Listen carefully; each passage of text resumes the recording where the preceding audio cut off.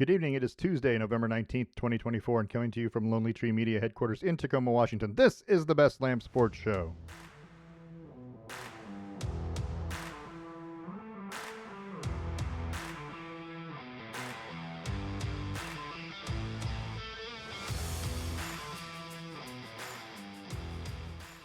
Now, I'm your host, David Lamb. With me is my son, Parker. Say hello, Parker. Hello, Parker.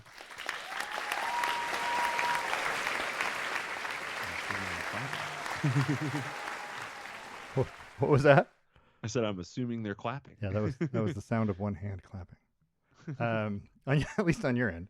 We're going to talk football. That's all we've been talking about. That's what we're going to talk about again.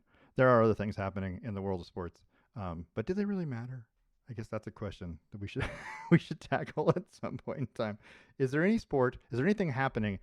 I mean, like UEFA Nations League soccer, right? It's international soccer, but it's not the World Cup. It doesn't really mean anything. That's happening right now. Does anyone outside of the European countries care about that? Not particularly. You can't care too much about what's going on somewhere far away. I mean, you kind of focus on what you're focused on. I mean, the MLS Cup just ended, and the MLS just ended, and we didn't even really talk about that. I don't even think it's over. Oh, it's not over. I think they're still in the play. I think they're still in the playoffs. To emphasize my point, right? Yeah, football's been so good this year. It has been so far. Yeah, it's been interesting. You can't focus on anything. Ain't gonna have time for that. My Saturdays and Sundays are booked. yeah, that's true. There's so much football. You get so inundated with games that, right. Like last weekend, okay, there wasn't much to watch until the Oregon-Wisconsin game, right? The games were not very good. Seemed slow. Yeah, it seemed like a slow week in college football, but the NFL was good. Mm-hmm. There were some good football games. We'll talk about that too. Anyway, let's talk about those Oregon Ducks. Oregon went to Camp Randall Stadium in Wisconsin for Game 11, taking their 10-0 record on the road. This game, and I said it all kind of like for 5 or 6 weeks. It had me nervous. It had me nervous for weather. I was worried it was going to snow or be freezing rain or pouring rain or just be a nasty equalizer type game, right? And there ended up being none of that. And there ended up being none. It did rain at the end. Okay, there was some rain at the end of the game, but it wasn't. The weather was okay, and then it was just the gameplay that made me nervous. The whole football game. Oregon's offense sputtered. Granted, there's some receiver issues or some receiver injuries. I get it, but it seems like, and correct me if I'm wrong, it seems like sometimes Oregon is too tricky for their own good. They try and run some plays sometimes, and I understand mixing it up, but if something's working, keep doing it, right? And do it until they stop it, and then do something else. That's kind of like always been my philosophy. If you're running the football well, keep running the football. But Oregon tends to want to throw the football. And I get it. You've got talent, you've got wide receivers, but you also have a pretty good set of running backs, and just freaking run the football. Now, to be fair, Wisconsin did a pretty good job of loading up and stopping it, right? Knowing that Oregon was down a wide receiver to start with. But I think over time, what you saw in the second half was the running game started paying dividends because they started beating up on them. They've been punching at them all game long. Those start to add up, and Wisconsin wasn't as deep as Oregon, so there's that. But I don't know. I feel like sometimes Oregon, and then the okay, let me back up. Oregon won the game. 16-13, right? It was 10-6 Wisconsin at the half, which had me super nervous. The first two Oregon drives ended in field goals, right? And you're like, feeling like we left a lot of points on the board there.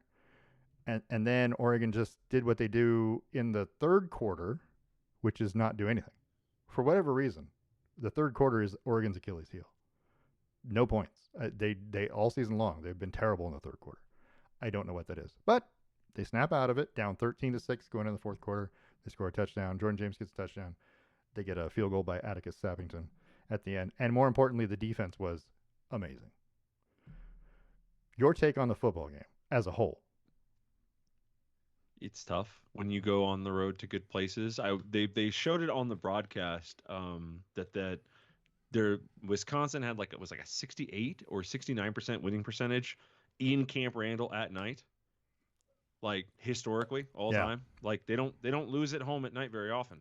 Yeah, it's pretty good. It's just how it goes. Throw in the fact that you're the number one team and they've got nothing left to play for on their season. Not a damn thing Right. except pissing off your season. That's all that they have. And vengeance is a very powerful, or revenge, or whatever you want to call it. Hate is a very powerful motivator for a lot of people. So you're only going to get people's best shots because they have nothing else going for them. So I don't know. Oregon didn't look great, but you got Wisconsin's best shot, and their best shot was a marginal offense at best. Their only touchdown drive was aided by penalties once again. Yeah. I mean, all they had to do was get a good 30 yards on penalties from Oregon, and they were in a good place, right? So I don't believe in them. Yeah. The first 3 series for Wisconsin was 9 plays for -8 yards. And I thought, wow, this is ridiculous, right? Oregon's going to be amazing. And I take it back. There was an interception in between the field goals. But it, Oregon marched down the field like, okay, they're marching down the field. And then they got the first field goal, they stopped, got the field goal, the interception on the second drive. It just didn't feel like they were moving. And then after that, it kind of stalled, right? There was a 5-play drive, 16 yards, 6 plays, 21 yards. The end of the half thing, which, let's fake a spike and see if we can get something to happen. I don't know about that. Second half comes out, and Oregon only has, or the second quarter, no, second half comes out, and Oregon only gets what? One possession in the second quarter? Or the third quarter? Yeah. One they started a second one at the end of the third quarter that ended in a touchdown, but they With only get one. 4:38 left. Yeah, Yeah. exactly. But so that bled over into the fourth quarter touchdown. But the defense then came up big again because Wisconsin had 3 plays for 1 yard, 3 plays for -9 yards, 4 plays for 1 yard, and the last drive was 2 plays for 7 yards, and the interception, which tipped pass by Caldwell, and then that kind of over the shoulder catch by Uyangalele was pretty amazing.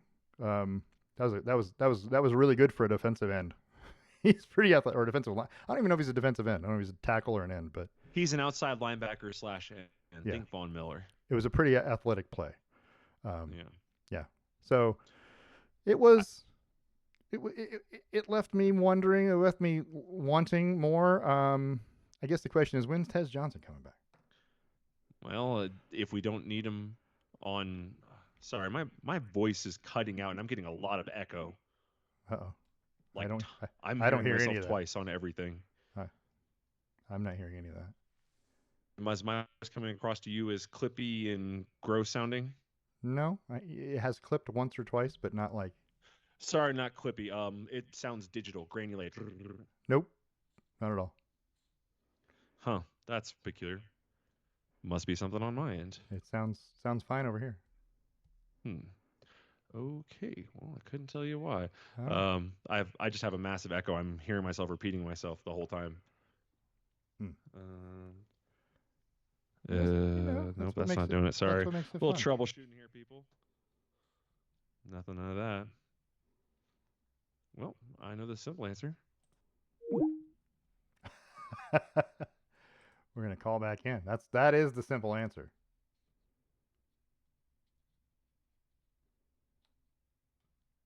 Is when we call out and then we call back in. So hopefully we'll have him right back. Because Skype kicked him out, or he kicked out, or he hung up. So we'll get them back in here in just a minute. But yeah, and maybe we're back. And we are definitely back. It sounds 1,000 times better. It might have been our connection. It was definitely like I changed internet sources and everything, but like it was getting to the point where like I couldn't hear myself think because it was so I was hearing an echo and it was grainy digitally sounding on top of it. Gotcha. But all I was thinking is that the Ducks did just fine. If they didn't throw that pick once again off somebody's hands on their second drive, and that's a touchdown, or those are points, you're looking at a whole different game. The whole trajectory changes. The late pick, like you feel like a lot of these picks aren't Dylan Gabriel's fault this year. A lot of things hitting people's hands and then just kind of ending up in other guys' hands. I know that when we threw the ball, it was second drive and it got picked. The guy reached back to grab it. I think I talked to you about that. You don't reach back to grab passes. Yeah. right? Because this is what happens. If you can't get both hands back, don't get any hands back. Yeah. Like, unless you're deflecting down, don't deflect at all because it can only go straight to somebody or up. Right. So I don't know. I didn't mind the way we played. It's a hard way to do it, but we were running the ball well, which is my big encourager. Is that even with the issues in our passing game, and say issues meaning we still had 250 yards, and you know, but even with all that, we still did pretty well on the ground, and our defense is so good, so good. Yeah, they're really good. How did you feel about going for it on fourth down instead of kicking a field goal, taking a 6-point lead? I didn't. I don't mind aggressiveness. I never will, right? Especially early in games. Set a message or send a tone. Send a message, send a tone. Set a tone, send a message. Yeah. That's just I feel about that way about early stuff because the way I see it is you're a good enough offensive team. You can make up these points later if you don't get them now, right? You think that, right? And then later on you don't make them up and it's a tight game. Right. But you feel confident in your offense to make them up later, and you feel confident in your defense to stop them, which we did. So we went for it. Things went wrong, gave it up, but then we got to stop. Right. So yeah, I don't know. I all in all, I feel like it's good. We used to talk about this remember when Oregon beat not Boise State, Michigan State, under Mario Cristobal. It was like 9-7 in the bowl game, and we used to say like these are games that we lose.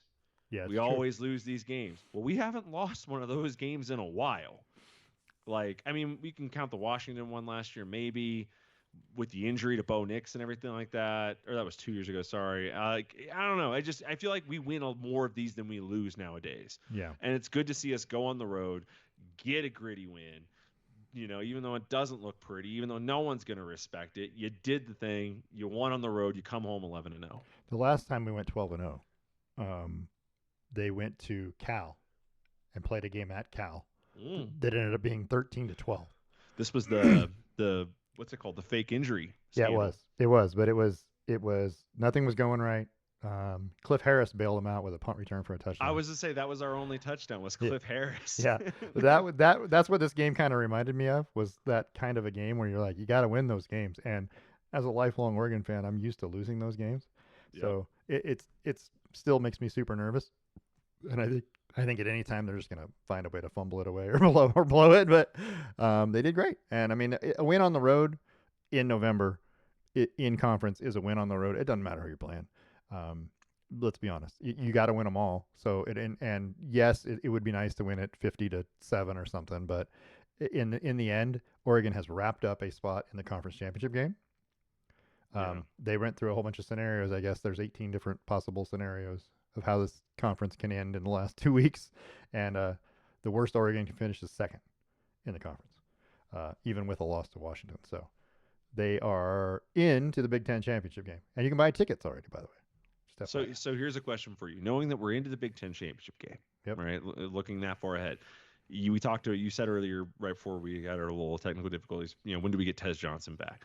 If Tez Johnson is healthy or kind of healthy for Washington, do you bring him back, or do you say, "I'm gonna give you an extra week, buddy"? If he's not full go, I wouldn't. You haven't needed him. I'd say if he's sub 90%, you're sitting. Yeah, I don't think you need him against Washington. I don't think Washington's that good. I don't think Washington's any better than Wisconsin, and you get him at home.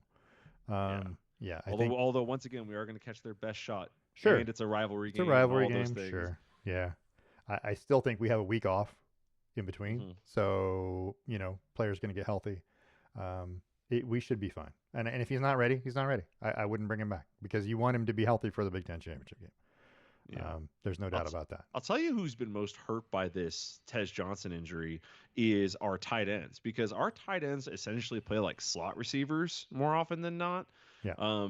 And Tez Johnson is the actual slot receiver, so he does all these cross the middle stuff, and then that usually leaves our downfield guys are probably covered. He's coming across the middle, so they have to like double him or extra focus on him. And that leaves a tight end or two, because we usually have two on the field at any given time, wide open. And so Ferguson and Sadiq and even Patrick Herbert, they haven't really been able to get too much going because of that lack of production from, Tez Johnson's gone now. So we'll see. Yeah.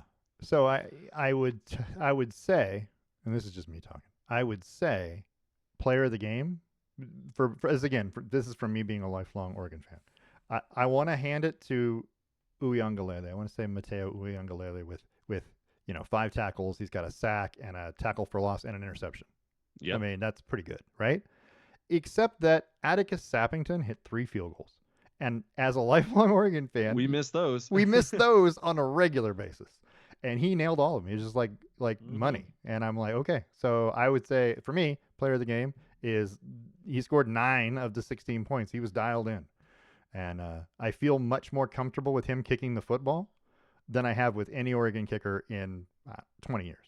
Oof, I don't even know if you would have said that 8 weeks ago, because didn't he miss a couple? He missed one at Oregon State. He did. And he missed one the next week, and you were like, why can't we get a kicker? But I still can. He still is hitting. He's hitting kicks. So I mean, he's doing all right. I'm not upset about it. The longest one's 42 yards, but a 40-yard field goal in the past, I would have said no, go for it. And now I'm like, okay, if you kick it, he can make that. You know what I mean? I feel more comfortable. I'm not 100% comfortable. I'm never going to be. I'm more like 75% comfortable, where I used to be in the past. I'm like, okay, a 40-yard field goal, this is a 50-50 proposition. He's only 86% on the year. Oh, so yeah, he's 13 of 15 on the entire year, and he's over. And the 2 misses were one from 40 to 49 and one from 50. Yeah. So 50 plus. So those are his only misses on the year. And yeah, I'm not upset about it. Yeah, he'll be fine. However, he is 94% on extra points, and I hate that. Missing an extra point? I hate missing an extra point. Like, he's missed 2 of them. It's not the NFL. You're not kicking it from that far back. He's missed 4 of them in his career.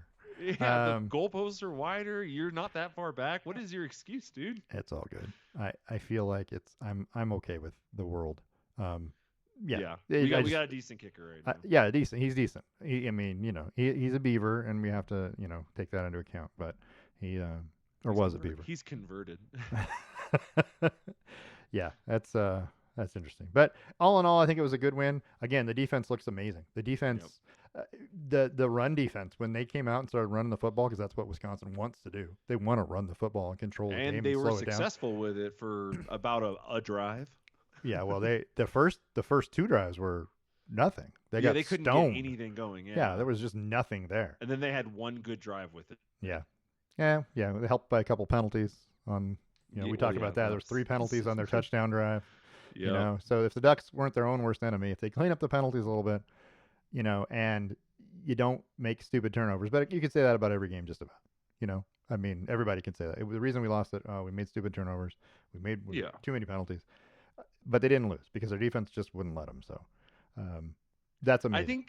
I think that the lack of touchdowns is what really gives people like the taste of closeness, because we're going to talk about it in a few minutes, but Texas and Arkansas, that was 20-10. Yep. Right. So that game was very similar in score differential. Or like ours was 3 points, theirs was 10 points. But like in terms of the fact that they only gave up 10 points versus we only gave up 13. They only scored 20 versus we only scored. But the only difference is a touchdown, one extra touchdown. And it made people feel like one win's so much more controlling than the other. When you win a game scoring field goals mostly, it doesn't feel very good. No. And Texas had 4 scoring drives. Oregon had 4 scoring drives. Right. So yeah, that's a good way to think about that. That's the difference. And one of our drives ended in an interception in the red zone. So we should have had 5. Yeah, it was good. It was a good win. Got the week off. That's great. Washington comes to town next weekend. I want to say next weekend, but for after Thanksgiving, that's on the 30th. 30th, is that right? I don't know if that number's right. Yeah, the 30th. That's big rivalry game. It's going to be huge. It doesn't mean anything for Oregon other than seeding, right? But even then, really not much. If you lose that game and then you win the Big Ten championship game, does it really matter? You're still probably going to be number 1 if you beat Ohio State again. I really hope we don't get Ohio State. I hope Indiana beats Ohio State and we get Indiana, just for the sake of you beat more of the good teams in your conference. Here's the question: 2-loss Ohio State team with a loss to Indiana and Oregon. Where do they fall in the college football rankings? And that we're going to talk about that in a minute. But that'll be interesting. There's so many 2-loss teams out there. Yeah. That you're going to have a sea of 2-loss teams, and you're going to have somebody trying to convince you that a 3-loss team should get in. Loser of the SEC I hear the championship SEC, game. Yeah. Oh, well, we went to the championship game. Yeah, but Our conference is so much It's so harder. hard. It's so hard. I know. I hear it. I hear it all the time. Why is it harder? Because there's ranked teams? Yeah, that's not has nothing to do with anything. That's because somebody thinks your team is better or your conference is better. Has nothing to do with your just let's see the non-conference schedules. Right? Yeah. Who'd you beat? I guess that's the question. We didn't beat anybody. If you're if you're Oregon, we didn't play anybody. So there's that. Um, but still. Anyway, let's go nationally. How about that? Let's talk about the games, the other games. You know, I'm on the wrong page over here. I'm about to be there. How many things did I click on is the question. Other national games of national importance. So if you're looking at this, so Ohio State number 2, right, kept pace with a 31-7 win over Northwestern. It was relatively easy, except Northwestern scored first, but they played that game at Wrigley Field. So it was a neutral site, quote unquote, game. I hate it when they say that, right? Yeah. It's like Georgia playing at the Georgia Dome. Oh, it's a neutral site. Well, and see, that's one of the things that bums me out about Texas is now being in the conference, right? Yeah. If they play Georgia in the SEC championship game, they have to go to Atlanta. Yeah, it's not. Like, come on, can we put this in Nashville at Titan Stadium or something, or like Levi Stadium, or well, what whatever it's happens if called now? Vanderbilt goes? I mean, don't get me wrong. There's always a chance somebody can go, but I'm willing to take that. I'm willing to take that chance. All right. How about we convert the SoMa Center or Bridgestone Arena, whatever it's called, and we have it kind of centrally located amongst everything because Yeah. it's just Georgia over there. Right. And then Tennessee's probably the next, maybe Auburn's the next closest, those 3 teams. Yeah. But it's pretty much just Georgia's home game. That's true.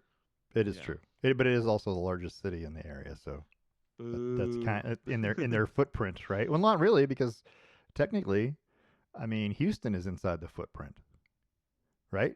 Have it in Houston. Yeah, we don't have they don't have a team in Houston, but they're inside of, Texas A&M at College Station and Austin, Texas. It's further. You could have it in the Superdome. You have could in the move Superdome? it around a little Well, that's bit. an LSU home game. You yeah. could have it down in no, you guess that's ACC territory. I was gonna say Miami, but that's ACC territory. Yeah. I'm trying to think so they want to have it in a dome.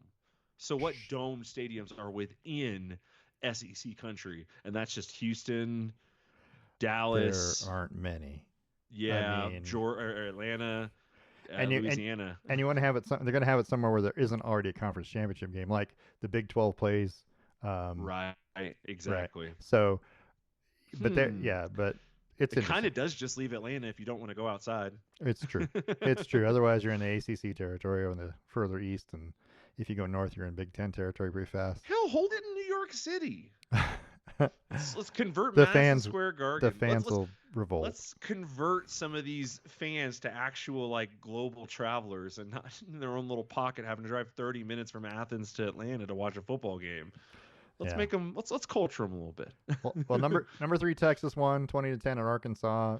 It wasn't pretty, but it was a win again, just kind of like Oregon's game. Yeah, you won on the road, and it's late in the season, and Texas hasn't played anybody, but they're about to play Texas A&M, who honestly I don't think is anybody. But I would agree. I think they'll maul Texas A&M. I think that's what's going to happen, but I don't know for sure. And then they'll have a big win, I guess, over a ranked team. Not that it's a matter. Penn State rolled over Purdue, who didn't this year. Is Purdue the worst team in college football this year? Oh no, but they're the worst team in the Power 5. Maybe I was gonna qualify. Are they the worst Power 5 football team? I'll even give you of the like 7 conferences. Maybe? And you throw in the AAC and the Mountain West in there. Maybe I don't know. I gotta look now. That's gonna be really bad. We have to look. We are gonna have to look at some things to figure that out. BYU gets upset by Kansas. Kansas is not a bad football team, but I don't think BYU is as good as we thought BYU was, and they've struggled as of late, BYU, to win football games. Yeah. So we're gonna have to see how that plays out. But now BYU is still in control of their own destiny. I think they're right as a one-loss team in the Big 12. So was this a little karma for the Holy War last week? Maybe that maybe got stolen from them. Maybe that could be. Tennessee went on the road to Georgia, and what looked like a really good football game, and it was a good football game. Honestly, even Georgia scored late in the fourth quarter to make it a 2-touchdown win, but this was a good football game. Georgia's defense after the first quarter was really good. But this has been the story when Georgia's defense comes to play. Whoo! They did it against Texas, and they did it against Tennessee. The question is, can they do it against somebody who's mediocre? Because they're about to play Georgia Tech, right? Yeah. They got 2 games left on the that schedule. Triple optional can catch anybody. I mean, watch out. So there's that. Georgia and Tennessee now both squarely in that 2-loss race for the playoff or for the SEC championship. Notre Dame with a fairly easy win against Virginia, but again, Notre Dame hasn't played a ton of teams. They played Texas A&M, right? They beat Texas A&M early in the season. That was game 1, I think. It was funny because earlier you said Texas has a test against Texas A&M, who you didn't think is anybody. I'm like, yeah, it's because every good team Texas A&M played, they've lost. They've lost to too. Yeah, exactly. So one of those things has to give, right? Texas has lost to the good teams they've played. Alabama with that tune-up game got that 4th non-conference game in against Mercer. Just that kills me about the SEC. Here's what I think you should do, and this might be hard to do, but you should tier opponents, right? So let's say you're playing a team that last year, and it's hard to base it, but you have to try and do it on last year. Say your team that finished last year in the top 25. Let's say that's a +3 opponent. Let's say you're now playing a team that's ranked 25 through 75. That's a +2 opponent, because that's a lot of different teams in that little bag right there. And then you have a +1 opponent is finished season ranked 76 through 1 whatever. And then you have minus opponents. Mercer. Like Mercer. Mercer's 9-2. Don't get me wrong. Congrats to Mercer. Yeah, and they got $50 million for playing in Alabama. So there's that. Yeah, but this should hurt how people view you. Like, you should not be allowed to schedule you should not be allowed to schedule garbage games past a certain point in the season, and you should not be allowed to schedule below 2 tiers below you. So like the worst team I want to see Alabama playing is like Purdue. It would create more parity, but it would also cause you a lot more scheduling things where you go, oh well, Boise State is only up here because they don't play anybody because they're in a different tier. Yeah, but in theory, then the schedule will be built after each season. Yeah. And next year, you will not be playing nobody because you're now a tier 3 team. You need to be playing tier 2 or 1. The NCAA basketball tournament selection committee has those quadrant wins. Quadrant wins, yeah. And I don't know that it works. I have no idea. I don't know how they rank. Well, we've still seen quite a few times in the NCAA basketball tournament where we go, they chose somebody because of money, didn't they? Oh, for sure. Big following, yeah. Playing at home or whatever in a local or near their home. I can't tell you how many times Duke, UNC, and Michigan have been 2 seeds when none of them deserve to be higher than 4. Yeah, and I was like, true. Okay. Yeah. Oh, we'll put Duke as a 2 seed, and we'll put them. And I don't like I'll be honest, I don't like the regional seeding thing that they do where, oh well, Duke and this team and this team and this team from all 4 sides of the bracket, they're all going to play in North Carolina. Right. That's not okay. That's Come on. Silly. Stop doing that. If you're in the West, you go play in the West. You know what I mean? If you're in the West bracket as the 2 seed, you need to go play in California. Yeah. Stop giving them home games. All the games should be in Washington, Eugene, and we're saving money, right? We don't have to travel. So who's worried about saving money? Which of those college teams is worried about saving money? It's not Duke. Yeah. So I mean, so Duke is still one of those schools that operates in the red every year. Because nothing else is good but basketball. Well, it's because the big money's in football, and football that's not their thing. So yeah. Anyway, let's finish. Boise State and their Heisman hopeful Austin Genty, 42-21 over San Jose State. That was a struggle for about 2.5 quarters. I watched a little bit of that, but Genty ends up with 32 carries for 159 yards and 3 touchdowns. Here's what I don't understand about Austin Genty is that is he supposed to be breaking some kind of records? He will be, yeah. Because right now, on the list of single season rushing records, he is 49th. Okay. 49th. Okay. If he averages 200 yards a game moving forward, that'll take him from 1893 to 2093 to 2293. 2293 would put him in 5th. That's huge. But is he going to average? How many games does he have left? I didn't even see that. Well, that's going to be tough. So but he's not on pace to break the touchdowns. Well, they only played 10 games. Oh, so they got 2 left. They got 2 in a conference championship. So what he needs what he needs moving forward, because if he wants to break the record, it's Barry Sanders, right? Right. That's 26-28. Okay, so he needs 800 yards, right? He needs 800 yards in Seven. 2 games. He needs 735. Wait, Okay. is conference championship count as regular It season? counts as yardage in a season. For regular season though? It doesn't. I don't think there's any of that. I don't think that matters. There's a distinction between regular season and postseason, but because Barry Sanders never had a postseason. Well, Barry Sanders didn't have bowl games like that. So yeah, they played in 12 games. They played in 11 and a bowl game. Yeah. Yeah. And so now, if you're like Boise State, and let's assume you make it as a wild card, like let's say you have to play in the first round of the college football playoff, you have a chance to have 4 playoff games. If you have four playoff games and 12 games in a conference championship game, that means you're playing in 17 football games. Ooh. Yeah. I'm just saying that changes. That should put an asterisk next to anything that you do, because it won't. Oh well, he had 1,000 yards last year in 17 games. Who cares? If that's 60 yards a game, 50 yards a game. Okay, so bowl games apparently do count towards. So he could have quite a bit of time. Yeah, he's got a lot of time. He's got a lot of time if they make the playoffs. And here's a little question for you: can you name me some of the top 10 rushers of all time, other than Barry Sanders, who we already mentioned? Oh, career Ricky Williams. Ricky Williams is not in the top 10. Are you kidding? Oh, he's 14th. Is he really? Oh, yeah. I don't. The difference between 14th and 10th is 34 yards. The problem with this question is there's a lot of these players that weren't great after college.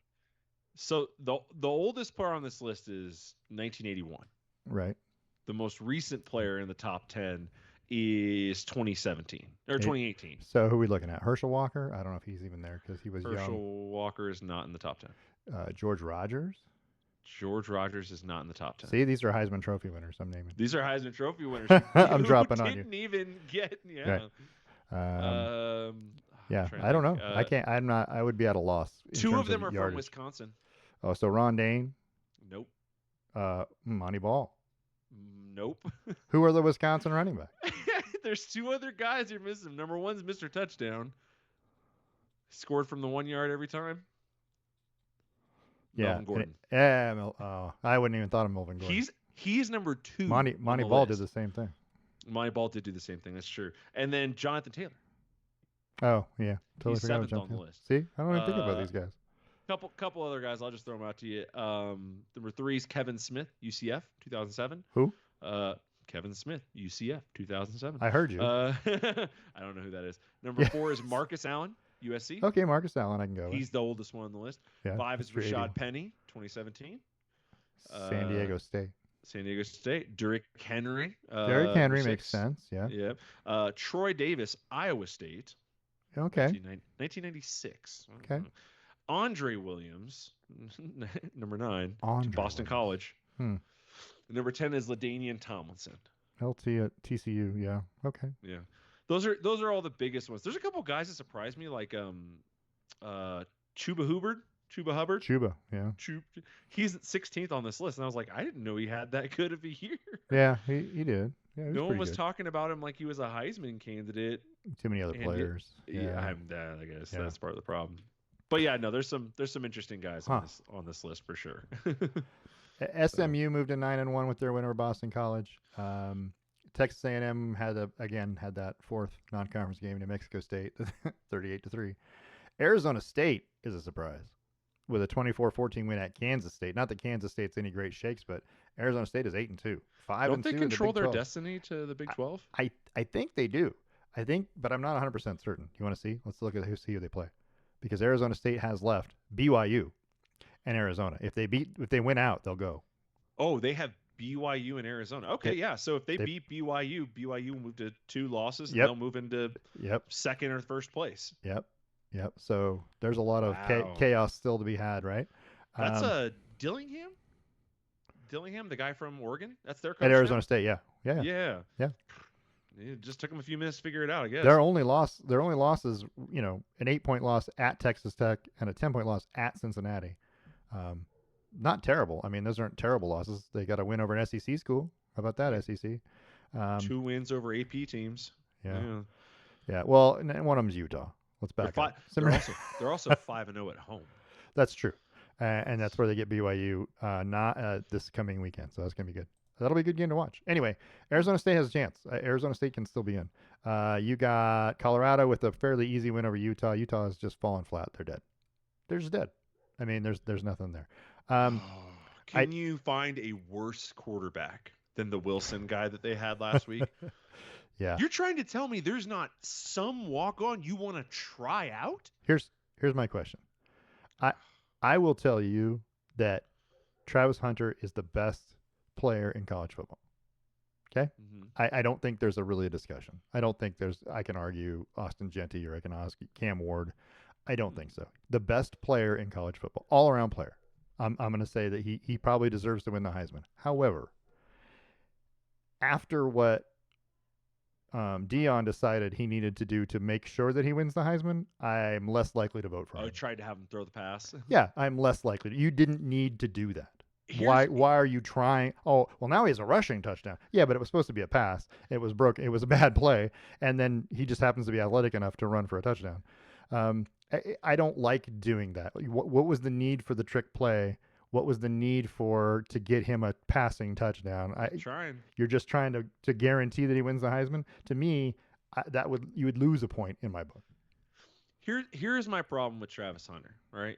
If you want to tell me he's the best player in college football, that's fine. I would agree. If you then want to say he's the best wide receiver in college football, not even close. If you want to tell me he's the best cornerback in college football, not even close. If you want to try and tell me he's the best any individual thing, no. Because I'm looking through the defensive stats, which I think is where he's more excelling in my opinion, and he's 20-something in most metrics. Yeah. From a wide receiver standpoint, he's actually in a decent little place in terms of yardage and touchdowns and things like that. But after what we saw last week, after what we saw last week, that's intentional. And when you understand that stats can be skewed, when you understand that people can make things happen kind of at their will, I mean, he's 14th in yardage. Yeah. So he's not that high in yardage. He's tied for 8th in touchdowns, but he's tied with about 10 guys. So he's not the best at anything, but I still have never seen somebody do both of those things. I will tell you what. If you wanted to impress me, if you were trying to do that, I would have told you to let him return kicks. Yeah. And then you could have gotten a chance at a return for a touchdown, and that would be more impressive than setting him up to make a play. Duke can't take those hits. On the off chance that somebody pops on a return. Yeah, agreed. That's why they don't do it. But they got another starting wide receiver returning kicks. I mean, you're going to lose somebody. There are only 2 categories that he ends up top 10 in the country. Number 1 is receptions. He's number 6th in total receptions, of course, because they're trying. Oh, yeah. And number 2 is total snaps. That's every other statistical category the top 10. So he is a good teetering on great at both, but he's not elite at either. No, that's great. Agreed. I agree. But I still think he's going to win the Heisman without a doubt. So I'm happy if they give it to somebody who does something different, right? Well, like, that's always fun. But because when Dylan Gabriel started to get into the conversation, I was like, nah, like he's not really doing anything. No, I wouldn't have said it. He's in there. I don't want to give it to Cam Ward either, who Cam Ward is chasing stats, but he's better than Dylan Gabriel. He's dynamic. He's a really good quarterback. Genty's just a power back. He's got lots. He's got speed. He's got power. But they're also forcing that issue too. But that's the identity of Boise State too. Is they want to run the football and they want to pound it up because they got a guy that can do that. Yeah. So I mean, it kind of is. Are you forcing it to him and feeding him extra running plays, or are you just running plays because that's what you want to do and it's successful and you're just going to keep doing it? Which is what I always say. If as long as it works, keep doing it. I don't know. You know what? If I had a running back who could handle 30 yards a carry game, I might use him that way too. For sure. How about Stanford getting their second ACC win with a win over Louisville, 38-35 on a last-second field goal? That's Stanford. I mean, they're having a rough year, but that's okay. I thought Louisville was teetering on being one of those teams, right? And then they went out and laid an egg. Well, after they lost to Miami, their whole season has kind of just just dissolve. imploded. It's like Yeah. you knew you had to do one thing. You had to beat Miami, Yeah. and you didn't do that at home. Clemson avoids an upset. Still on pace to get to the ACC championship game after beating Pittsburgh 24-20. The South Carolina Missouri game was actually good. It was decent, That yeah. was actually fun to watch. Two mediocre, let's say. They're both ranked. Okay, you can say that they're good, I guess, but kind of mediocre, middle Does of the anybody pack really teams. consider teams outside of like the top 15 ranked? Right. Like they're ranked, but do you care? No, not really. Especially not if you're in the 20s. And then I could not have been happier for Florida beating LSU. Oh, I That never would have thought that, right? that ended up pretty good for all concerned because LSU with a win there would still be a two-loss SEC team and have a chance, right, at going to somewhere. But anyway, and then of course Navy, who had been really good early in the year, has kind of fumbled. But Tulane now 7-0 in the American, right? Tulane and Army are playing 9-2, for the yeah. championship now. Look out. Not that either one of them is going to end up anywhere good, but we'll we're going to talk about that right now because here's your new college football playoff rankings. Just came out at 4 o'clock Pacific, 7 Eastern. Fresh off the press. Fresh. Yeah, the ink is barely dry. But not much change, obviously, in the top five. The only thing that changed was BYU and Tennessee dropped, and everybody else kind of moved up. How does Alabama jump Miami with a win over Mercer? Is beyond It was me. Miami's bye week too, right? Yeah. How does Alabama jump Miami? Couldn't they're this is posturing Sure. for later positioning, later Right. seeding. That's all it is, yeah. I don't understand Because if that. Miami drops a game, if Miami drops, I don't know who their next game is too, but if they drop a game or they drop the conference title game, all of a sudden you're Miami has because Wake Forest and then Syracuse. Oh, that's right. That's At their last Syracuse is a pretty good team Yeah. this year. So if Miami drops a game, you have a really easy time going, oh, no, they're outside the top 12. Miami has not beaten a ranked team this year. Not even played a ranked team this year. Yeah. So there's that. I don't know. I don't. Miami's good. They can score a lot of points. Their offense is good. If you can manage to corral it, and a team with a really good defense is going to show up, and they're going to get frustrated, and it's going to be hard. But I don't know. Miami's. I understand them not being as high as some other teams, but they're still 9-1. They're still on pace to win the conference. I don't know that you can jump Alabama. Right now, what you're telling me is Texas and Alabama are the two best teams in the SEC, and that may be true. That may be true. You want to look at the discrepancy. Look at over at the AP poll, and you see that Miami's ranked 11th.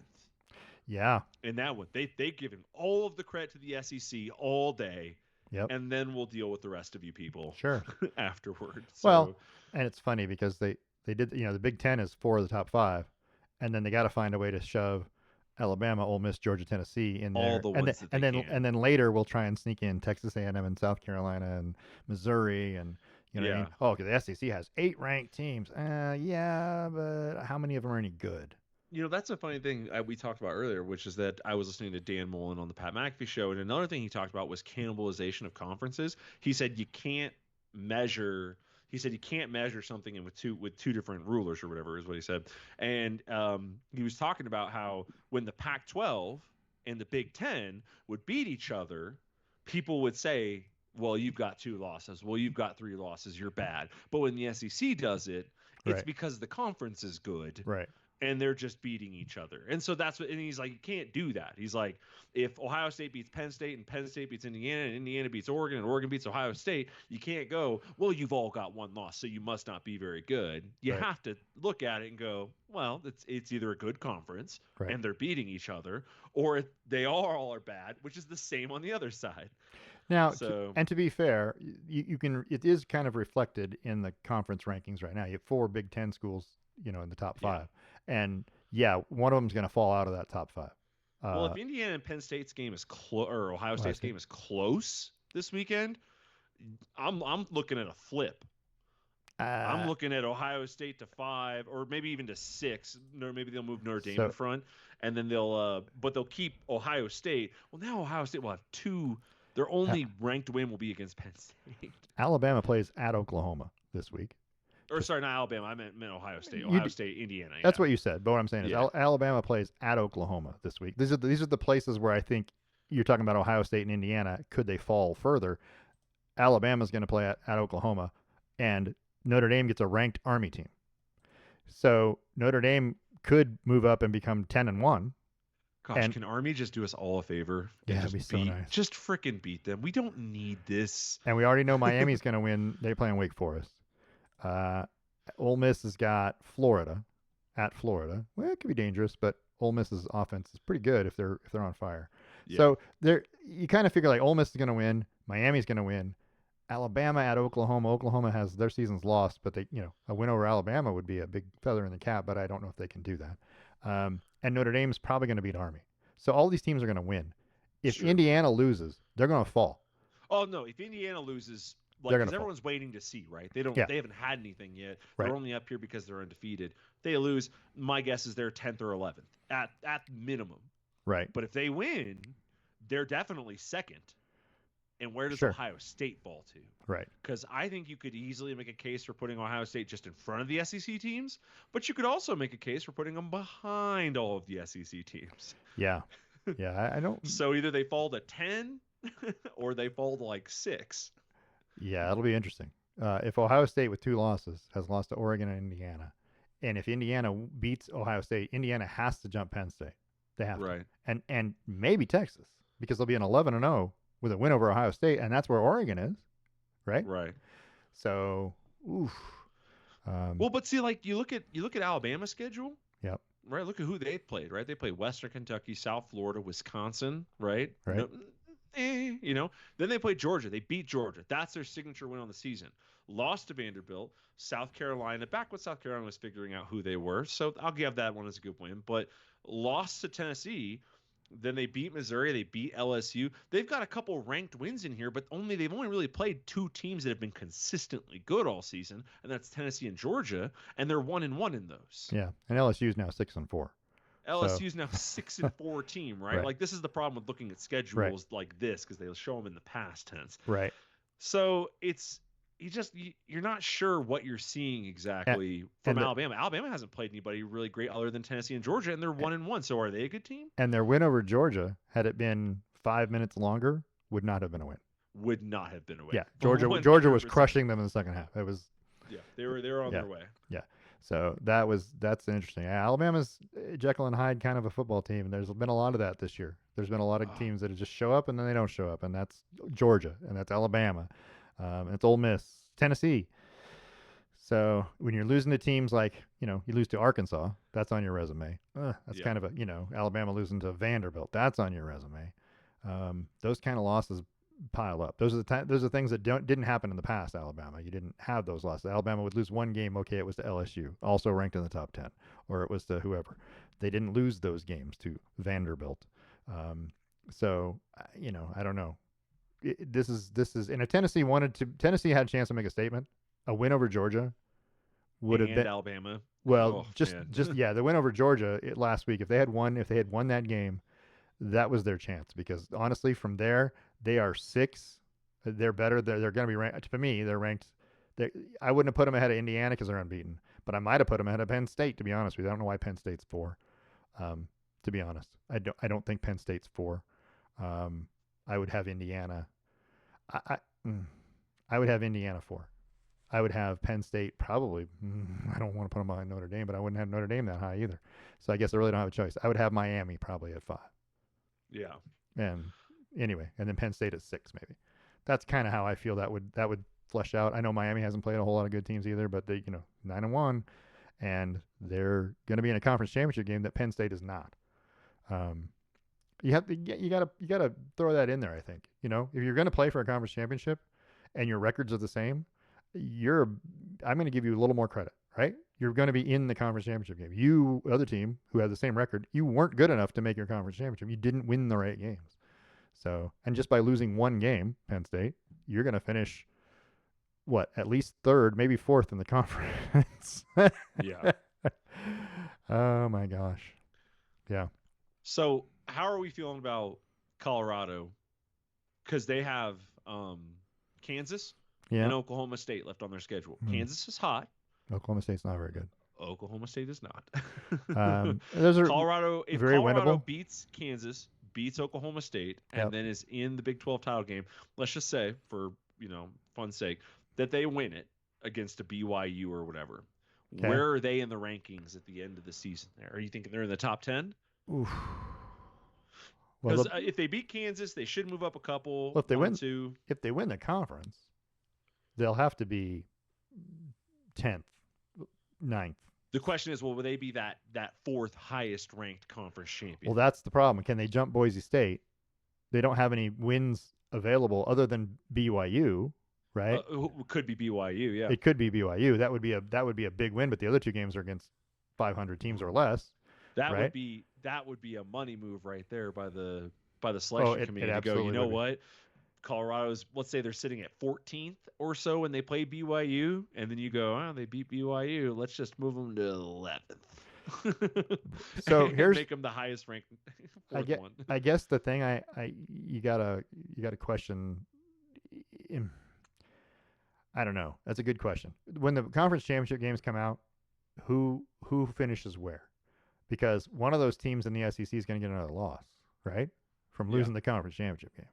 And do you penalize them for that? If they lose the conference championship game and Boise State wins their conference championship game and Colorado wins their conference championship game, they got to move up, right? Ahead of those teams, you'd think. Yeah. Because a 12-1 Boise State team who wins their conference has to be ranked ahead of a 9, 10, 10-3 Georgia team who loses the conference championship game. That would, yeah, I agree. I mean, you'd have to.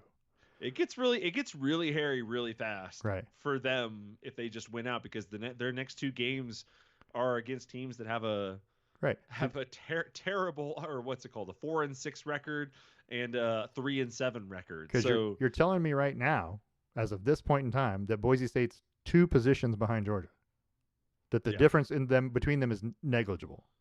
I mean, really, two positions in the poll. If Georgia loses another game and Boise State doesn't, how do they not? They'd have to pass them. I know you're going to tell me it's the SEC championship game. I know that's what they're going to say. Yeah. But it's still 3 losses compared to 1. Who would Boise State play currently in the Mountain West championship game? I do not know what their standings are, but we can go look. Colorado State or UNLV. Oh, Colorado State, actually, yeah, because Colorado State's unbeaten in the conference at the moment. I should remember that because I hear it every night on the freaking news around here. And you can say what you want about Boise State. Their only loss is on the road by 3 points to what is now the number 1 team in the country. Now the number 1 team in the country. That's a good loss. That's hard. That's the best loss. I saw somebody earlier say something about on one of the Facebook posts. It was like, well, they don't play anybody. It's like you have to measure them against good teams. It's like, well, they played Oregon and it was a 3-point game. They beat Washington State by 21 points. Washington State's 8-2. Yeah. Those aren't bad football teams. Between Oregon and Washington State, they played 2 teams with a better record than Colorado has all year. UNLV's 8-2. They beat UNLV. Yeah, it's Colorado State is what it looks like. Yeah, so there's teams on there that they're not terrible. Yeah, Wyoming and Oregon State, okay, they're not great. So they're going to make it there, and they're probably going to play Colorado State. I don't know what Colorado State's got left on the schedule. Let's go look at that real quick. Colorado State has Fresno State and Utah State. Fresno State's 500. Fresno State's no joke. Is not. So there's a good chance they could get there. And that leaves you with UNLV as the only other option, right? And UNLV has San Jose State, who's 6-4, and Nevada, who's not. They're at the bottom. So if Colorado State stumbles and drops a game, because it doesn't look to me like Colorado State and UNLV have played. No. So there's going to be a tiebreaker going on to see who plays Boise State. But I don't know how you do that, right? Common opponents? Winning record against common opponents? Yeah, because the conference record would be the same. It would be overall record would probably be second, and then common opponents. Yeah. Well, UNLV has a better overall record, so that might be the tiebreaker. It just might be, which goes to scheduling, right? Who you schedule. Anyway, there's a lot of crap going on there. When I look at the rankings, there's still a lot of football left to play. There's a lot going on. Somebody's going to upset somebody still, right? I'm looking at you, Georgia Tech. I mean, somebody's got to do something, right? You're not wrong. I'm looking at you, Vanderbilt. I'm looking at somebody's got to make a play. So anyway, we'll see what happens. Obviously, Texas A&M are going to play. If Texas A&M beats Texas A&M will be the only team in the SEC with a one loss, and they'll punch their ticket to the SEC championship game. Right? Yeah. They're only one loss team, so they'll be in. And Texas falls into the mix now with 2 losses. Right? Jeez. Along with Alabama, Ole Miss, Georgia, Tennessee. Let's go chaos. Oh my gosh. And that's kind of what I'm hoping for. There's a lot of chaos. It'll be exciting. Anyway, I'm looking forward to it. We got to move. We talked a lot about college football. More than I was expecting. It was interesting. It's getting late in the season and there's some ranking stuff, It is. Let's talk about the NFL real quick. Because we can. What happened over the past weekend? Thursday night, the Eagles beat the Commanders 26-18. That was actually not a bad football game. The Eagles had to come from behind to win, but they are clearly in first place now with a 2-game lead. Well, 1.5 game over the Commanders. We love Thursday night football. That's good. Yeah, well, because the problem is they want to show everybody. Everybody gets a chance, and when they show everybody, sometimes they're just terrible football games. You end up with some duds, some 2 and 5 teams playing each other. Let's talk about the main event, which was the Sunday night game. That was the Bills-Chiefs. Is there any player in college or in NFL that sells out more in a big game than Josh Allen? He's willing to do whatever he needs to do. Patrick Mahomes is not willing to quarterback sneak. He's not even willing to scramble sometimes. They don't quarterback sneak with Patrick Mahomes. That is a great way to say that. Josh Allen sells his body out to win football games. Now, if he could do it in the playoffs, because they're 4-1 or 5-1 over the last 6 against Kansas City in regular season, but they're 0-3 in the playoffs. You got to do it when it matters, and that's against Kansas City. Matters. Yeah. Another guy who does this, who sells out to win football games, that is Matt Stafford. Matt Stafford does. In a different way, but they're just not as good, right. So it doesn't catch the highlights as much. But Matt Stafford, one of my favorite highlights of all time is he dislocated his shoulder, and he's laying on the ground. This is with the Lions. He's laying on the ground screaming, and he gets up and they call the timeout, and he runs over to the sideline. He's talking to them, and then timeout's ending because it's like a 15-second one or whatever, and he starts to run back in. They're like, no. And he's like, get off me. He just pushes them off, and then throws a touchdown pass with his dislocated arm. I don't know how you do that. That's just all muscle strength, I guess. Yeah. But he throws a touchdown pass with his dislocated arm and then comes off the field. That guy is tough. Yeah, that's true. You might want to say Tua now, right? He's out there playing with his life. But he also is not there at the end of the game because he has a concussion.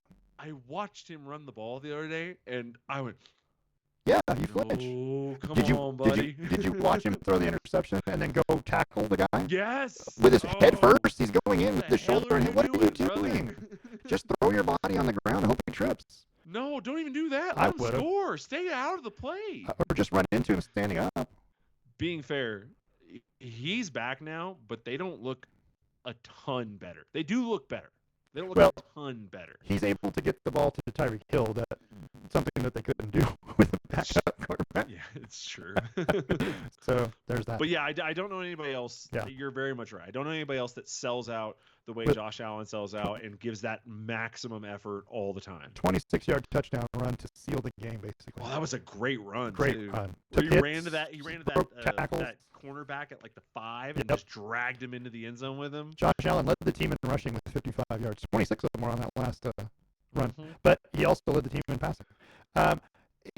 He was very efficient. Not great. He did have a really kind of terrible interception. I think it was a miscommunication more than it was anything else. But Patrick Mahomes had 2.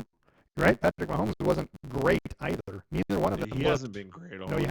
He hasn't been. And neither team looked great. The Kansas City ran for 78 yards, 60 of them from Kareem Hunt. Okay, they still ran for 4.6 yards to carry. Why don't you run the football more? I mean, if you're getting 5 yards to carry, keep running the football.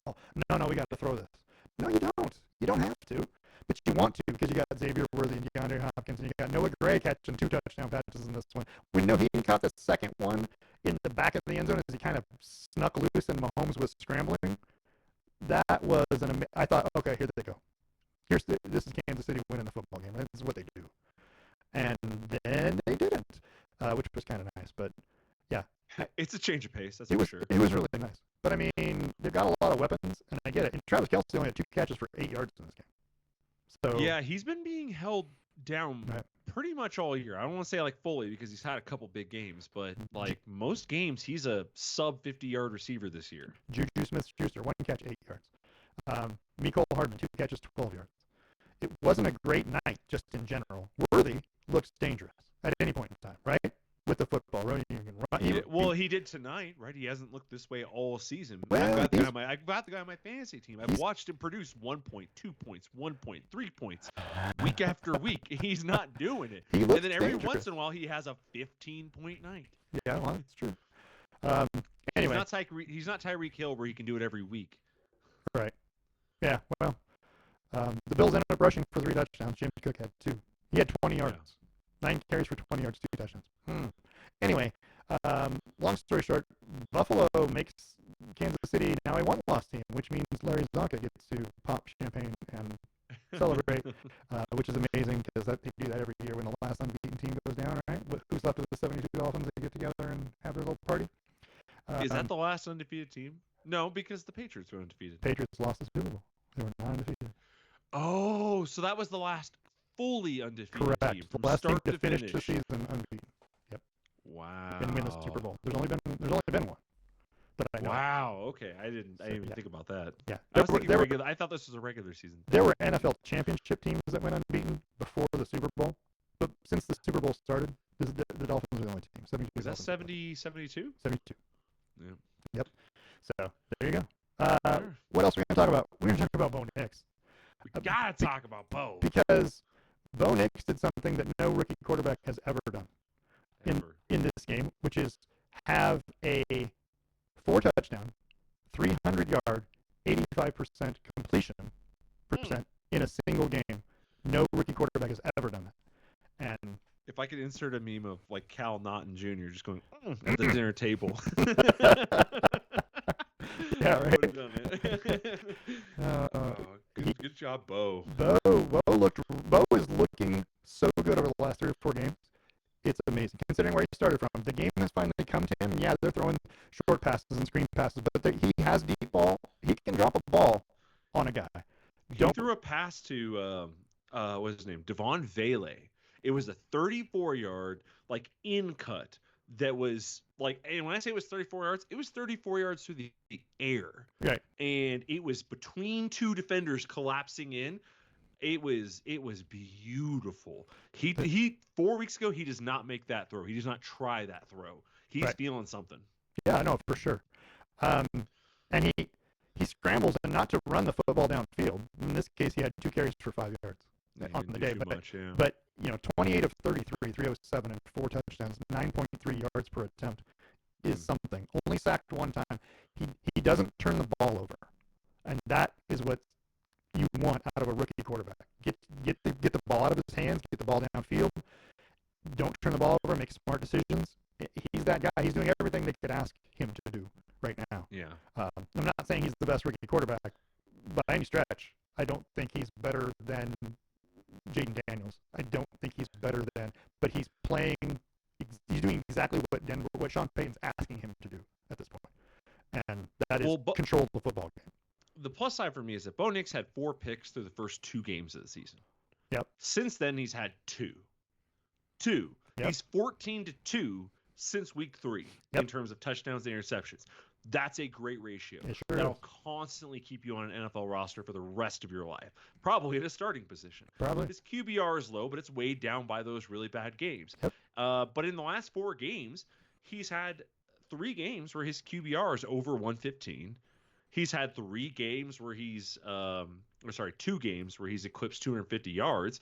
He's just looked comfortable. Mind you, one of them was against Carolina. One of them was against Atlanta. But in between there, yeah, you had the learning loss at Baltimore. It is what it is. Gosh, I wish Baltimore would have beat Pittsburgh? The Browns. Oh, the Browns. Back in the week before we played them. They lost that week, and then they came out with fire, and we caught the ass end of that. Yeah. It was terrible.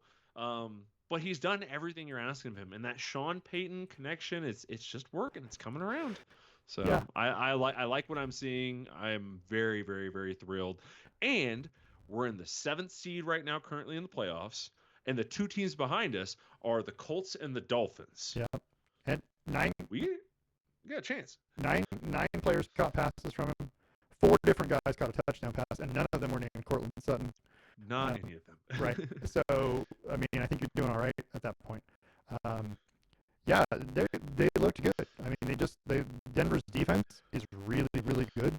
I don't even know how to. I mean, they've got all the pieces. Their schedule's not strong. I get it. Yes, they're going to get another chance at Kansas City. They're going to get a chance at the Chargers. I think both, right? Hopefully, we get Kansas City when they're resting people. I mean, that's the last game of the season, right? So yeah, it's the last game of the season. But the question about that becomes: is Kansas City gonna put on an effort because it's a division rival, or are they gonna rest people because their seeding is set? Big good news for if you're one of the byproducts of Bo Nix shredding Atlanta was that Michael Penix got to play. Yeah, his first throw, holy shit! Yeah. Michael, dude, he put like a 30-yard pass on a rope. Yeah, he's got an arm. I went crap. He has a really good arm. Yeah. Other he didn't do much after that though. Other things that happened: the Packers block a field goal at the end of at the buzzer to win 2019 against the Bears because they still own the Bears. What a heartbreaker for the Bears. Oh, the Bears! So bad. The Lions crushed the Jaguars, and I thought my fantasy week was over because the other team, the team I played, had St. Brown, Amon-Ra St. Brown, 11 catches, 161 yards, and 2 touchdowns. He ends up getting like 30 points. And I'm like, this is stupid. How does a wide receiver is going to beat me? Well, guess who else was on his fantasy team? Matthew Stafford, who lit up the Patriots for 295 yards and 4 touchdowns, right? So at that point, those 2 guys for his team had I think it was 50. There's 50 points on the board, or 55. And I was like, I am doomed. These 2 guys are going to beat me. And then I got lucky because the Denver defense came through with 31 points for me. 31, right? Yep. And I was like, oh, I have a chance now. And I ended up winning by like 4 points. But that does remind me. Last week I text I'm in a league with a bunch of friends, and I text them one of them on Thursday after the Baltimore game. So not this past week, but last week. On Thursday after the Baltimore game, Baltimore versus Cincinnati. Yeah. And because I had Jamar Chase and Lamar Jackson. So this is a fairly high-scoring set league, but the average is like 125 to 130 points a game per team. Yeah. I had 110 on those 2 guys. Man, and I texted him. I was like, "Dude, I'm so sorry. Like, right? You're toast, dude." Yeah, it's when you're watching it, when you see the games and you go, okay, and your players, like if your players are all playing the late game and the early games happen and you realize you're getting your behind handed to you, all of a sudden you go, oh man, how am I gonna win this, right? What is going on? And then all of a sudden your team goes, oh, one guy goes boom, and then another guy goes boom, and you're like, son of a gun. I was sitting there last night with Rico Dowdle and Aubrey left to play, right? Okay, those are the 2 guys I have left to play. I'm behind by like 3 points. He's got who's the tight end for Dallas that just not Schultz. It's Ferguson, not Ferguson. What's his name? Damn it! Why does Ferguson sound accurate? Actually, where is last week's game? How do I get to last week's game? Because this is already switched forward to next week. I got to go here. I'm going to find his name before you. Are you? Maybe. I don't know. Ferguson. It is Ferguson, right? Jake Ferguson. So he had Jake Ferguson, right? Who had two points already, like in the first quarter, and then goes out with a concussion. And I was like, oh, I have a chance. And there's a chance. But I needed 16 points from Ladd McConkey. I needed 35 points, a touchdown run by Jordan Love in the fourth quarter, right? I had Jawan Jennings with 20 points, right? This is what buoyed me because I was getting crushed by 33 from St. Brown and 46 from Stafford. He had 79 points from those 2 guys. And Josh Jacobs, he had over 100 points in 3 guys. And I still won by 4. So there you go. Got to win those tough games. Anyway, Greedy wins. right, good, yeah. How about Sam Darnold and the Vikings? 23-13 over the Titans. They're 8-2. I This is the mean, story of the season. yeah, Sam Darnold, absolutely. I think it's I would amazing. never have thought. I would not. If you would No, have said like, "Oh, you think the Vikings could go over 500?" I'd have gone, maybe. And now here they are at 8 wins. You're like, I for okay. sure thought we were going to see a rookie quarterback by now. Well, With the Vikings, I for sure did. do you think this is a fortunate accident? Like For the yeah, fact that JJ McCarthy's hurt, and they're like, well, yeah. might as well play Sam. And then Sam's like, I'm not losing this job. But you had to. Everybody had to think that same thing when the season started, and they said, okay, Darnold's going to be our starting quarterback. Okay, well, okay. So he comes out, and then they start winning, and you're like, Yeah, okay. And I'm like, at what point in time is this all going to fail miserably? And it hasn't. It hasn't. It I mean, hasn't. they have 2 losses, but They those do. 2 losses were, I think they were pretty close. They've I don't think they got blown out in either of those losses. I'm got looking here. they've got the second best record in football. Yeah, you the know? Lions loss was By 31-29. That was a shootout. And then Rams the following week with a little hangover. But yeah, they're doing fine. Their defense is what's doing it. I mean, 13 to the Titans, 7 to the Jaguars, 13 to the Colts, Good 17 to the Jets, 7 for the Texans, right? In their wins, 6 against the Giants. Their defense is good. So Sam Darnold's doing just enough to be a winner, and good for them. What else we got there? Dolphins beat the Raiders 34-19. Tua's back, and throwing his head around. Good. Looks. Yep. Don't be stupid. The Rams beat the Patriots 28-22. Like I said, Stafford threw 4 touchdown passes in this one, but it helps when Nakua and Kupp are both out there. I could probably throw a touchdown to one of those. When guys. that team is healthy, and see, this is the NFC West, yes. right? That all those teams are within a game of each other, and now they have a healthy squad. Oh. I haven't even gotten to that part yet. Hold on, we'll talk about health in just a minute. The Saints come up with a win, but it's the Browns, 35-14. Taysom Hill runs for 3 touchdowns. Taysom Hill. I had him on my team earlier in the season. He didn't do any of that stuff. The Colts beat the Jets 28-27. The Jets, how bad are the Jets actually, is the question, right? I mean, they're in the game, but they're 3-8, and they've lost how many now in a row? And and the scuttlebutt is that it's Woody Johnson, I think, that owns the Jets, has said that they're probably not going to bring back Aaron Rodgers next year. Just FYI. They're that out there. Close in everything. You know, 1 point loss to the Colts, 3-point loss to the Patriots, 3-point but those loss are bad to the Bills, teams. The Bills are not loss bad. To the Broncos. Yeah, the Bills are not bad. Don't you say it about the Broncos? Well, the Broncos are a 500 team. Let's simmer down. Hey, we're like a 550 team right now, or something. Or we're 6-5. I don't know. Something like that. So yeah, they're not good. And if they don't bring back Rodgers. That was a massive swipe of an experiment that just went so wrong. And then he brought in Devontae. Yeah. You got rid of people. What are we doing here? I have. Okay, so let's move to this one. I have probably not seen a better first half of football from an NFL quarterback than the first half of the Cincinnati LA Chargers game. Justin Herbert was amazing. Great. Everything he threw was accurate. Everything he threw was on time, on target. He scrambled and ran the football. He led the team in rushing. He had 5 carries for 65 yards. He had, a 30-yard run will help you do that. But they still should have lost that football game. Joe Burrow is playing out of his mind. The second half belonged to Cincinnati. Whatever adjustments they made in the second half, the Chargers couldn't do anything offensively. They were not good. As good as they were in the first half, they were not good in the second half. And Joe Burrow was. Everything he threw was coming up roses. But they had a chance to win that football game a couple different times, and missing kicks will do that. Right? Missing field goals. Missing field goals to do that. Missing field goals. Yeah, missing 2 of them was bad. Not a good deal. Here's the thing: that game had 16 possessions in the second half. That's a lot. And there was only 1 turnover in that mix. Yeah. That's an insane pace. Every drive here, I'm looking at them drive by drive. 59 seconds, 38 seconds, 254. Longest one, 5:02. Touchdown. Yeah, there it is. 1 minute, 134, 303, 229, 35, 415. That's another missed field goal. Their longest drives are all missed field goals or touchdowns. It was so boring. But they had 2 chances with missed field goals. 2 chances at the end of the game Cincinnati, and Sure. couldn't do it. And again, they got the ball and punted too. So they had 3 opportunities to go down and actually score something after they had come from behind, and they just couldn't get it done. And if you I'll give tell you, J.K. Dobbins being healthy for the Chargers is yeah, huge. and if you give the Chargers enough time, they're going to make it happen. And then of course the big pass to McConkey for a touchdown. No, is that right? No, the touchdown was for Dobbins, the 29-yard touchdown, right? Dobbins, But they started it off with the pass to McConkey. They had one on that last drive. They had 4 plays, right?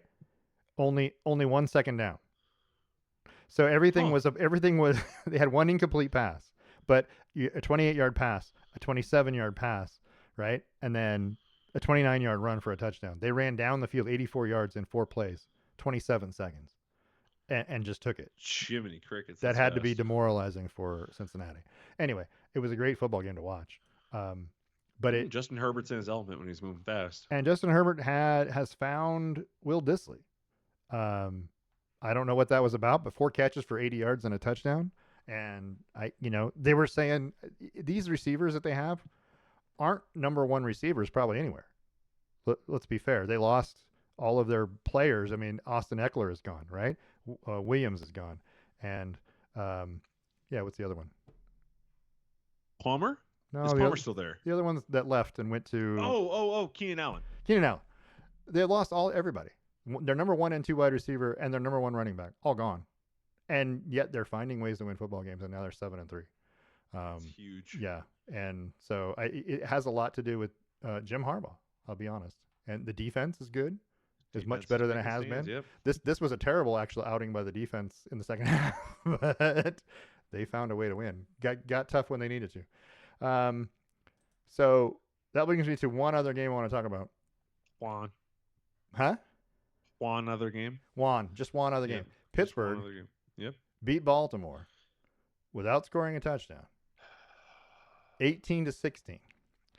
And well, I guess there's one more. But Steelers win 18-16. They don't score a touchdown. 6 field goals in this one from Chris Boswell. And that leads us to the trivia question, by the way, in just a second. Well, I'm going to ask you in just a minute. Because what a tee up. That was nice. You know what we haven't talked about? The fact that the Seahawks made everybody 5-5 in the division. Oh, freaking Seahawks. Geno Smith with a touchdown run at the end to beat the Niners in San Francisco 2017. And this is what I was going to say. We were talking about how everybody's, when they're healthy, the Niners are the best team. They're pretty healthy.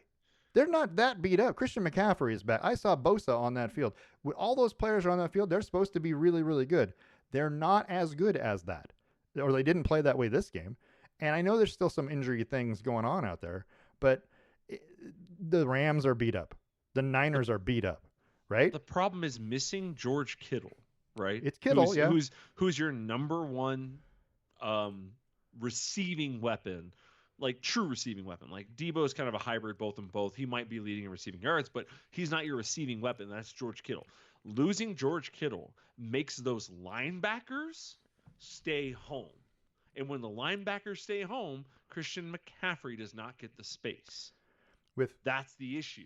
You could lose a Brandon Ayuk. You could lose him, and it wouldn't affect your middle of the field run game. You wouldn't affect some of that stuff. But losing George Kittle is it's true. Devastating. It's true. But Jawan Jennings still.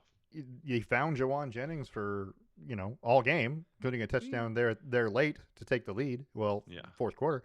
What I'm going to say is, with 3 minutes and 10 seconds to go in this game, ESPN Analytics says San Francisco has a 90% chance to win this football game. With a minute and 13 left to go, San Francisco had a 79% chance still to win this football game, and then they didn't. And then they didn't. 11 plays, 80 yards, 2 minutes 26 on the final drive. Geno Smith with a 13-yard touchdown rush to seal the deal for the Seahawks, who are now 5-5, but so are the Niners and so are the Rams, and they're all trailing who? The Cardinals. The Cardinals. Which I wouldn't have. Okay, I didn't think that was a real thing. So that leads us to our trivia question. Are you ready for the trivia question? Yes. Chris Boswell hits 6 field goals for the Pittsburgh Steelers. What's the record for field goals made in a game by a kicker? How many?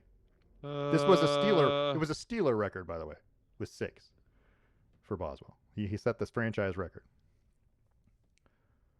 um, hmm. How many field goals?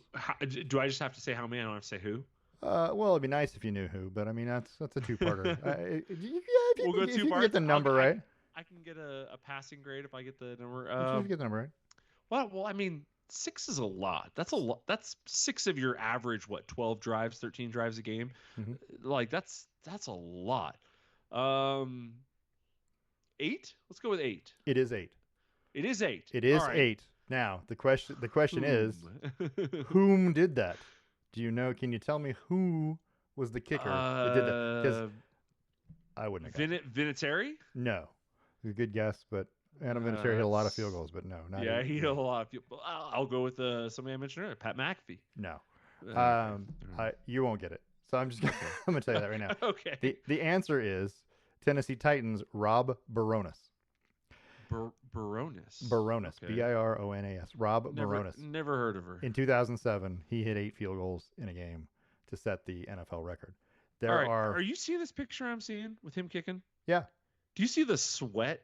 So these panels are designed to show sweat in certain areas. Yeah. What is he sweating for? Well, he took like 47 warm-up kicks before he came out and kicked, but he kicked 8 field goals in the game. He's going to be sweating. Rob Baronis. He did a lot more work than anybody else on that team that day. And they won the game. No, I got to know when this was. Because if this game's in December, this man should not be sweating. No, it wasn't that. It's 2007. I want to say October 26th. Yeah. No, come on. But it's in Tennessee. It's in Nashville. No, it's on the plateau. It's like 40 degrees outside. Whatever. This guy. But he also kicked 8 field goals and did the kicking off, and he'd played more than any other player on the team, probably. How does a guy with calves that small hit 8 field goals? I don't know. That's a different conversation. He's wiry. He's wiry. I don't know. 8 field goals is a ton. Yeah, right? Because his second place is 7, right? Yeah. That has happened 5 times, right? The last of which was also in 2007. That was Shane Graham of the Bengals. I do know the name Shane Graham. Okay. How about Billy Cundiff of the Dallas Cowboys? I know it, and I don't know why I know it. How about Chris Boniol of the Dallas Cowboys? Never heard of her. A little further back. Rich Karlis of the Minnesota Vikings. Never heard of her. And Jim Bakken of the St. Louis Cardinals. That was in 1967. I don't expect you to know that one. Don't know these people. Yeah, I wouldn't either. But yeah, anyway, there you go. Still. That was the question. 6 is good, though. 6 is a lot. Yeah. Yeah, so the last kick was in the final minute. Drive down the field. Kerry Collins was the quarterback for the Titans by the time, by the way. Anyway, there you go. They won 38-36 over the Texans. So there you be. I just thought it was pretty cool. I was like, oh, I wonder how many it is. And I wouldn't have said 8. I was thinking 7. And then it was 8. I was like, oh, that's a lot. The kicker kicked for 270 yards in this game. Just by the way, his field goals covered 270 yards. Jeez Louise. I know, right? So that's kind of cool, though. Yeah. To have that record just sitting in your back pocket. Right. That's what I thought, too. So let's talk about the NFL standings real quick, and then we can finish because we are currently, that's not where I wanted to be. That doesn't look right. That looks more right. We're only 14 minutes overtime. Here's your AFC. Right now it's Bills, Chiefs again, like it always has been, except the Steelers are there and you want to dismiss them and you want to get rid of them and you want to say, nah, but they still have that defense. The best defense in the AFC. Just lingering in there. Well, second best, technically. Second best defense behind the Chargers. What? Anyway, they won 5 straight. They look good with Russell Wilson. Not great, but good enough, right? And the defense looks good enough to shut down anybody. I don't know. Look at that strength of schedule for the Steelers. 0.453. But it's one of the lowest remaining in the league. But the Steelers have only won 1 division game. Which means they have 5 more to go. They have Baltimore was the first one. Baltimore one more time, yeah. Cincinnati twice. And then Cleveland twice, which those are 2 wins. Yeah. And Cincinnati might give up here soon. Right. Well, they may too. You may have to bench Joe Burrow here pretty soon. I mean, right? at what point do you start thinking about like, hey, we're 4-7, playoffs are kind of a long shot for us. Let's try and get a good draft pick. Let's try and go pick somebody up. Well, you got 6 games left, right? So you could finish 10-7. Even if you went 5-1, you could finish 9-8 and make the playoffs. At 8-9, you're a long shot. That means 4-2. It's true, right? So that's tough. I think if you don't have 5 wins right now, you probably not making the playoffs. That's kind Right. of the way I feel. I'm looking at you, Dolphins, at 4-6. I'm looking at the Miami Dolphins, and don't tell me. And I realize that Tua was out for a little bit, but you don't think of the Dolphins in the same breath as the Cowboys. The Dolphins have one game better record than the Cowboys. And I'm just saying, you don't think of it that way, but now you go, I The guess good news is that their next the, 3 games are Patriots, Packers, Jets. They it's could go true. 2-1. They could, but And then they have Texans, 49ers, Browns. if they They lose, could go 2-1, 1-2. if they lose either of those games to the Patriots or the Jets, they're going to fall to the bottom of the division with the Patriots and the Jets. Here's what I would say: they have the Jets twice left, the Patriots left once, and the Browns once. That's good. So they have 4 potential wins. That makes me. Their tough games are 49ers, Texans, and Packers. Yeah. I don't know. Yeah. I don't see them making the playoffs. The Bengals are now 4-7. It would be a long stretch. The Bengals are 4-7. That's going to be tough from there. Yeah. If the playoffs started today, Kansas City 1, Buffalo 2, Pittsburgh is 3. The Houston Texans are 4. The Chargers are 5. And then the Broncos. Hey. Oh, the Ravens. Sorry, the Ravens. And then the Broncos. Ravens and the Broncos, yeah. Yeah. AFC West could get 3 teams in. Could get 3 teams in. Yep, that's clear. NFC looks. The Broncos schedule is winnable too, though. Like they've got Raiders, Browns, Colts for their next 3. Well, whew. If you want to talk about divisions, the NFC North has 3 right now, and also. And geez, of course they do. They look good. The Eagles, you're going to see. Here's the thing: if you didn't have to have division champions, if they didn't automatically get a bid, nobody from the NFC South or NFC West would be in the playoffs right now. I mean, one of them would be in. Oh, that's a good point. I didn't think about that. But there's 3 teams in the NFC North. There's 2 teams in the NFC East. That's 5 of the playoff spots already wrapped. Yeah, but you want to create divisional rivalries and things like that. Whatever. So I just know that the Cardinals are leading the NFC West, and I would not have bet that at the outset of the season at any point during the year. And the Falcons are after the loss, even after losing 2 straight, because the Buccaneers have lost 4 straight. And nobody in that division is going to finish above 500. I don't know if there's a team that's got the worst bad breaks than the Bucs. It's true. They've had so many losses where you're just like, oh, come on. They're a plus 13 scoring differential. They're still a plus 13, even though they're 2 games under 500. Isn't that crazy? Yeah. That's insane. The Falcons, who are on top of the division, are a minus 30. So, what? Yeah, of course they are. Of course they are. Nobody in the NFC North has been outscored, to include the Bears, who are 4-6. They're a minus 30. The Broncos beat them by 30. So they were even. They were even. That's right. They beat them by 30. Wait, they beat them by 32. So they were a plus. It was 38-6, right? So they beat them by 32. That's crazy. But Broncos are a plus 52. That's I can say that confidently. We haven't had a plus differential in years. Well, they were plus 20 going into this week. I mean, yeah. So there's that. Do what you gotta do. They have a better plus minus than the Chiefs. Chiefs have been sneaking it out all year. Think about that. If the Broncos would have beaten the Chiefs last week, right? Yeah. No block field goal happens. Alex Forsythe doesn't get triple teamed and freaking ran through, and then a block happens. If that doesn't happen, the Broncos are number 1 in the division right now. Yep. Or are we 2? If everything else happens the same, we would be 2. Because the Chargers are 7-3, we'd be 7-4. What to watch this weekend coming up? We didn't talk about games, but what to watch this weekend coming up? I'm going to tell you, it's almost nothing. Cardinals Seahawks battle for first place, right? Eagles play at the Rams. It's Ravens Chargers Monday night. Yeah. It's the Harbaugh Bowl. That will be exciting, but everything else is kind of a sleeper. The Niners Packers might be good if the Niners come to play, but everyone else, there's such a huge differential in win-loss. Broncos, Raiders, Texans, Titans, Chiefs, Panthers, Commanders, Cowboys. The Buccaneers, Giants might be good because neither team's playing well. Patriots, Dolphins are both bad. Arizona at Seattle could be good. Arizona at Seattle could be a good football game. Actually, the back half of the day, better for me, Broncos, Vegas, but San Fran, Green Bay, Arizona, Seattle, and Philly, Los Angeles. Yeah, those could all be good games. Yeah, those are better. And then of course Monday night, which I think is going to be the feature game. It's going to be good. Yeah, that's going to be a good one. But yeah, that's going to be good. That's what's coming up. I don't know. We didn't talk about college football. What is coming up this weekend? If you're going to watch games that are important to college football this coming weekend just because we're doing it. It's week 13, right? So we're going, Yep. come on, click it. Week 13. What do we got? We got that UNLV still trying to get a playoff or a championship game spot. Indiana, Ohio State takes the cake, right? That is the Mm-hmm. game. It's 9 a.m. out here. It's 10 a.m. your time. It's 9 a.m. At the Horseshoe. Supposed to be fairly decent weather. We'll see what happens.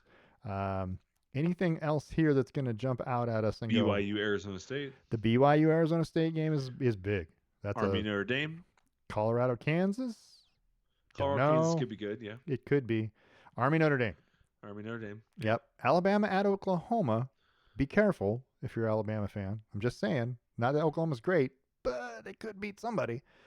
They're going to beat It's somebody. true. And watch out, Iowa State playing at Utah. I know Utah's terrible, but Iowa State hasn't been playing very good either lately. So, I mean, there's that. Texas A&M and Auburn could be a good game too. Auburn can beat you. There's a lot of teams out there that you could go, there's a chance. But I mean, let's be honest. Most of these teams should win these games pretty easily, to include Notre Dame. And then the Arizona State BYU game. I'm not sure about that one. Arizona State's playing really well. So, yeah. Scatabo at running back, right? 1,000 yards, 11 touchdowns. It's going to be interesting. Penn State's got to play at Minnesota.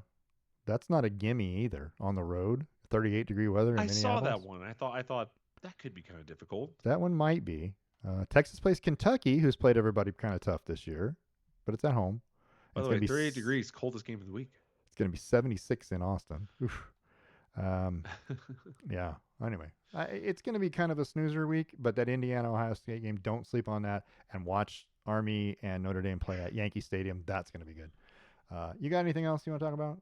Or we done? Negative. Negative. Were you enjoying the star wipe? Or it's now a clock wipe, I guess. Oh, I am enjoying them. By the way, wait, hold on. Did you see the Army uniforms this week? I have not seen the Army uniforms this week. Oh, should I have? Yeah, they're doing a Screaming Eagles, 101st Airborne Division. Oh, that's right. I heard about collection, and it's gorgeous. They're honoring the Battle of Bastogne, so they've got like black jerseys with like what looks like white snow on the shoulders, like snow has fallen onto your shoulders. It's kind of cool. So it's funny because I typed it in, Army uniforms versus Notre Dame, right? Is what came up. And all I can see is Notre Dame. All they've shown me is Notre Dame's uniforms. And I'm like, that's not what I'm asking for. Why are you giving me this? Oh, because they're doing their Shamrock Series uniforms, yeah. Oh, garbage. Yeah, I think you have to specifically not include the words Notre Dame in there. Yeah, well, I guess that's true. This is here, Army unveils new uniforms. That's not it. Where do we got to go? Oh, you got to go watch the video on X. I just want a picture. Well, there is a video. There's 1,000 websites. I don't want to go on X. I don't care about X. I'm looking at the CBS Sports thing. Here we go. So let's do this. That's the wrong picture. There you go. Yeah. So there's your Army So they football. look like they've got snow on their helmets and on their shoulders. It's the Battle of Bastogne. That's why. Yeah, 101st. It's pretty cool. Yeah, that's pretty cool. The only thing that I don't know, they have these shirts shamrocks that are for on them sale. too. Oh, well, those are that's not their shamrocks. Those are clubs. They're clubs, from but that's part of their 101st. Yeah, anyway, go ahead. They have these shirts that say that they're selling with this collection that say Army in ARMY with an exclamation. There it is. Yep. What is the significance of that? Don't know. I have not been able to figure it out. I've looked 1,000 places and I cannot figure out what the significance of that little, the way it's formatted and everything. I cannot figure it out. It looks like a typewriter kind of font. It looks like a message, but I don't know what it is. Don't know. Either way, I think they're dope. Yeah. Those are good looking uniforms. I do like that. Yeah. It says the fact that it says Bastogne on it and it has the Rendezvous with Destiny on the back and Screaming Eagles up here on their visor thing and the airborne logo. Yeah. Is pretty cool. Those are really nice. They have a whole collection of stuff. Apparently, there's a video online somewhere. I don't know where I saw it, but they sent a box of this to a bunch of Screaming Eagle, 101st Airborne Division groups, and all these soldiers are just unboxing this stuff and like freaking out. Yeah, that's cool stuff. That's neat. I was in the 101st, so I can relate to that. Anyway, all right, cool. Let's see. Next week We're going to talk about college football, where we stand again. We're going to talk about the NFL, where that's happening. A lot of things going to get clearer next week in college. The next 2 weeks are going to clear up most everything, right? In college football, we'll have the conference championship games set. 85% of stuff, yeah. Right. All we'll have left then is to speculate who wins the conference championship games, right? Because championship week is just around the corner. So, all right. And then, yeah, I guess that's it. And, what are we going to do when college football winds down and there's only a few games to talk about? We got to find another sport. Basketball? Take our vacation. Well, that's true. That's true. It is holiday season. Anyway. No, basketball's coming up. Yep. Want to thank everyone for listening. This has been a Brain Rock production, a division of Lonely Tree Media. I want to thank ESPN for everything, and we'll talk to you next week. We'll talk more football. Have a great week.